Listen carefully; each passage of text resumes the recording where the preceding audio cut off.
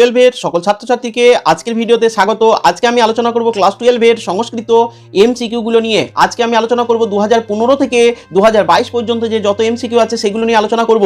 তাই তোমরা অবশ্যই পরীক্ষার আগে একবার, তোমাদের হয়ে আছে আমি মানছি, তবুও একবার তোমরা আর একবার শুনে নাও, তোমরা সেটগুলোকে আর একবার ঝালিয়ে নাও, ঠিক আছে?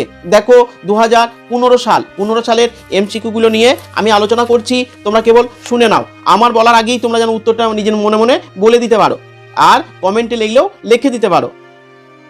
অলিপর্বা কোথায় বাস করত? অলিপর্বা পারসিকপুরে বাস করত।